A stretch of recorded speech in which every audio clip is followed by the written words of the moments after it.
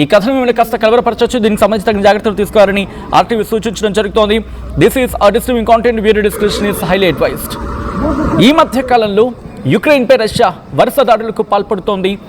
ఎందుకంటే అంతర్జాతీయ పరిణామాలు మారుతున్న క్రమంలో ఒక్కసారిగా ఇక్కడ ఈక్వేషన్స్ మారుతున్నాయి అంటూ కూడా మాట్లాడుకుంటున్న పరిస్థితి. ఎందుకంటే ఇప్పుడు అమెరికా ఫోకస్ అంతా ఇరాన్ వైపు ఉన్న క్రమంలో ఇప్పుడు యుక్రెయిన్లో దృష్టి సారించే అవకాశం, మరి ముఖ్యంగా యూరోప్ గురించి మాట్లాడుకున్నా, నేటో గురించి మాట్లాడుకున్నా, నేటోలో చీలిక గురించి మాట్లాడుకుంటున్న సందర్భంలో ఈ పరిస్థితిని రష్యా అధ్యక్షుడు పుతిన్ అడ్వాంటేజ్ తీసుకుంటాడా అనే చర్చ జోరందుకుంటోంది. ఎక్కడా కూడా రష్యా మాట్లాడట్లేదు. బట్ ఈ అంశం మీద మాట్లాడిన క్రమంలో యుక్రెయిన్ మీద మాత్రం దాడులకు ఈ మధ్య కాలంలో హఠాత్తుగా చాలా వేగవంతమైన దాడులు చేస్తోంది, చాలా త్వరగా దాడులు చేస్తోందని చెప్పి మాట వినిపిస్తున్న క్రమంలో ఈ రోజు జరిగిన దాడి గురించి మాట్లాడుకుంటున్న క్రమం, దానికి సంబంధించిన విషయాలు మీరు చూస్తున్నారు. అసలు రష్యా ఎందుకు దాడి చేస్తోంది, ఒడిశాని ఎందుకు టార్గెట్గా చేసుకుందనేది చాలా మంది మాట్లాడుకునే మాట. ఎందుకంటే చాలా కీలకమైన నగరాలు యుక్రెయిన్కి సంబంధించి మాట్లాడుకున్న సందర్భాల్లో, యుక్రెయిన్కు కీలకమైన నగరాలుగా మాట్లాడుకున్న సందర్భంలో కీలక ప్రాంతాల్లో, అసలు యుక్రెయిన్ కీలక ప్రాంతాలు ఒకటి, అసలు ఎందుకు యుక్రెయిన్ కీలక ప్రాంతాలని టార్గెట్ చేస్తోంది, ఎందుకు అవి అంత కీలకం అనేది కూడా మనం డీటెయిల్గా మాట్లాడుకుందాం. మరి ముఖ్యంగా ఒడిశా గురించి ముందు మాట్లాడుకునే ప్రయత్నం చేద్దాం. ఆ విజువల్స్ మీరు చూస్తున్నారు, అక్కడ ఎటువంటి పరిస్థితి ఉందనేది. యుక్రెయిన్ రష్యా యుద్ధంలో ఒడిశా ప్రాంతం అత్యంత వ్యూహాత్మకమైంది. ఇంకా మాట్లాడాలంటే రష్యా నిరంతరం దాడులు చేయడానికి, యుక్రెయిన్ దీనిని ప్రాణప్రదంగా కాపాడుకోవడానికి ప్రధానంగా ఇక్కడ వినిపించే మాట ఏంటంటే ఫినాన్షియల్గా, అలాగే జియోగ్రాఫికల్గా, హిస్టారికల్గా అనేకమైన కారణాలు ఉన్నాయి. అయితే తాజాగా డ్రోన్ దాడి జరిపింది. ఆ డ్రోన్ దాడులు మీరు చూడొచ్చు, అక్కడ ఇల్లు ధ్వంసం అయిపోయాయి, అక్కడ విద్యుత్ సరఫరా నిలిచిపోయింది, పూర్తి స్థాయిలో ఇల్లు నేల కూలిపోయాయి. అక్కడ యుక్రెయిన్కి సంబంధించిన రక్షణ వ్యవస్థ ఎమర్జెన్సీ టీం అక్కడికి చేరుకుని అక్కడ రెస్క్యూ ఆపరేషన్స్ని కొనసాగిస్తోంది. అసలు ఎందుకు రష్యా ఇక్కడ టార్గెట్ చేస్తుందంటే, ఒడిశాను ఎందుకు టార్గెట్ చేసుకుందంటే, యుక్రెయిన్ ఎక్స్పోర్ట్స్లో మరి ముఖ్యంగా మాట్లాడుకుంటే గోధుమలు కావచ్చు, మొక్కజొన్న కావచ్చు, ఇవన్నీ దాదాపుగా 65%, 65% ఒడిశా రేవుల నుంచి వెళ్తూ ఉంటాయి. ఈ రేవులను కనుక నిర్వీర్యం చేస్తే యుక్రెయిన్ ఆర్థిక మూలాలు దెబ్బపడే అవకాశం ఉంటుంది అని చెప్పి యుక్రెయిన్ టార్గెట్ చేసుకుంటూ ఒడిశాను టార్గెట్ చేసుకుంటుంది. చూడొచ్చు, చిన్న చిన్న పిల్లలందరినీ కూడా అక్కడి నుంచి తరలిస్తున్న సందర్భం మీరు చూస్తే భారీ యంత్రాలు అక్కడికి చేరుకున్నాయి. పెద్దవాళ్ళని అక్కడి నుంచి బయటికి తరలిస్తున్న విజువల్స్ మీరు చూడొచ్చు. ఇళ్లలో చిక్కుకున్న వారిని ఒక్కసారిగా మాట్లాడుకునే ప్రయత్నం చేస్తే, ఒక రెండు దేశాల మధ్య యుద్ధం జరిగితే, యుద్ధ వాతావరణం ఉంటే అక్కడ ఎటువంటి పరిస్థితులు ఉంటాయి? బలైపోయేది మాత్రం సాధారణ పౌరులే, సామాన్య ప్రజలే. ఆ దేశ ప్రజలు ఎంత ఇబ్బంది పడుతున్నారు ఇప్పుడు. అట్ ద సేమ్ టైం ఒడిశాను స్వాధీనం చేసుకుంటే యుక్రెయిన్కు బ్లాక్ సీతో సంబంధాలు పూర్తిగా తెగిపోతాయా? ఇదే బిగ్గెస్ట్ క్వశ్చన్ మార్క్. ఎందుకంటే ఒడిశా అంత కీలకమైన ప్రాంతం వాళ్ళకి. ఒక విధంగా చెప్పంటే ల్యాండ్ లాక్డ్గా మారిపోతారు అనే మాట వినిపిస్తుంటుంది. దాంతోపాటు మరి ముఖ్యంగా రష్యా మద్దతు గురించి మాట్లాడుకున్న సందర్భంలో మోల్దావాలోని అక్కడ ఒక ప్రాంతం ఉంటుంది, ట్రాన్స్నిస్ట్రియా అని చెప్పి అది భూ మార్గం ఏర్పాటు చేసుకోవడానికి ఒడిశా మీద గెలుపు రష్యాకు అవసరం. ఇక్కడ మాట్లాడుకున్న సందర్భంలో, ఎందుకంటే ఒడిశా గురించి ఎందుకు మాట్లాడుకుంటున్నారంటే అది లైఫ్ లైన్, యుక్రెయిన్కి లైఫ్ లైన్. ఆ లైఫ్ లైన్ కనుక దెబ్బతీస్తే, యుక్రెయిన్ కనుక తన కీలకమైన స్థావరాన్ని కోల్పోతే అప్పుడు రష్యా కలిసి వచ్చే అంశం. మరి ముఖ్యంగా ప్రపంచ ఆహార భద్రతకు భాండాకరంగా మాట్లాడుకుంటుంటారు యుక్రెయిన్ను. ఒడిశా పోర్టులు పనిచేయకపోతే ప్రపంచవ్యాప్తంగా ఆహార కొరత ఏర్పడుతుందనేది వినిపించే మాట. అఫ్కోర్స్ అంటే మనకు సంబంధించి కాదు, ఎందుకంటే మన దగ్గర ఆ పంటలు ఉన్నాయి. భారతదేశం మీద ఇంపాక్ట్ చూపించకపోవచ్చు, భారతదేశం మీద అంత ఇంపాక్ట్ ఉండదు, ఎందుకంటే మన దగ్గర ఉన్నవి మనకి నేచర్ క్రియేట్ చేసిన వండర్స్ ఇది ఒకటి అని చెప్పుకోవాలి. మనకైతే ఇబ్బంది ఉండదు ఆహారానికి అంత వేగంగా, తిండి గింజలకైతే ఇబ్బంది ఉండదు అంతగా. కానీ ప్రపంచానికి మాత్రం ఇది ముప్పై.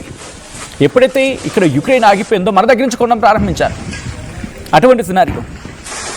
దాంతోపాటు నౌకాదళం, నేవీ, యుక్రెయిన్ నేవీ ఒడిశా కీలక ప్రాంతం.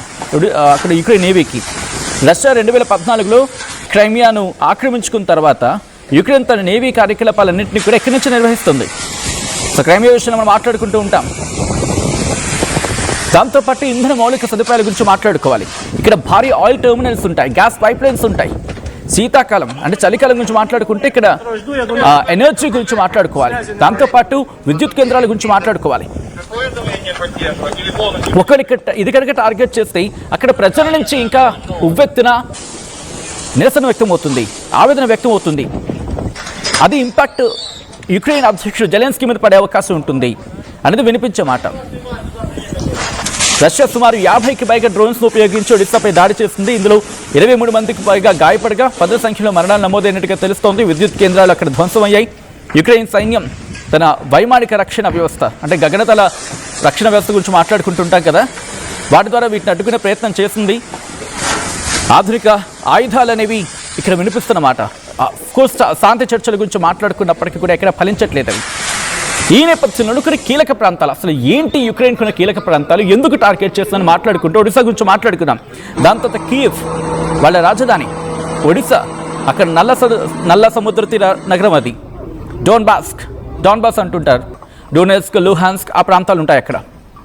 ఇలా మారియుపోల్, ఖార్కివ్, జపోరిజియా, లివివ్ ఇవన్నీ కూడా వాళ్ళకి కీలకమైన ప్రాంతాలు.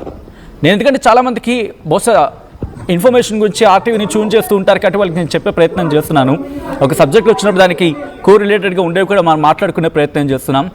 జపోరిజియా కావచ్చు, ఎందుకంటే న్యూక్లియర్ ప్లాంట్స్ ఉన్నాయి.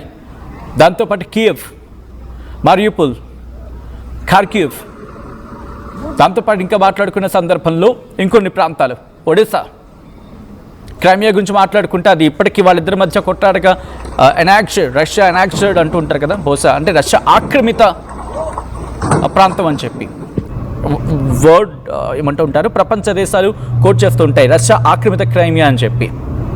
సో ఇటువంటి సందర్భంలో ఒకసారి ఆ దృశ్యాలు చూడొచ్చు. శిథిలాల కింద కొన్ని వందలాది మంది అక్కడ చిక్కుకున్నారా. ప్రస్తుతం దీని గురించి మాట్లాడుకుంటున్న క్రమం అక్కడికి భారీ యంత్రాలు చేరుకున్నాయి, వారిని కాపాడే ప్రయత్నం చేస్తున్నాయి.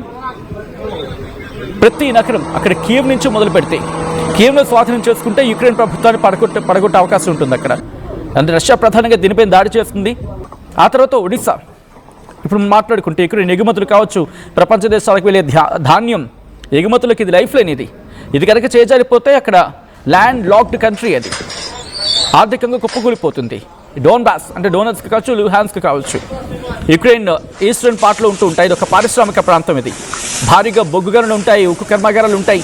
రష్యా అనుకూల వేర్పాటువాదులు ఇక్కడ బలంగా ఉన్నారన్న మాట వినిపిస్తూ ఉంటుంది. ఈ ప్రాంతంపై పట్టు సాధించడం ద్వారా యుక్రెయిన్ని ఇండస్ట్రియల్గా దెబ్బ కొట్టాలి, అదుపులోకి తీసుకోవాలనేది రష్యా ప్లాన్గా మాట్లాడుకుంటుంటారు.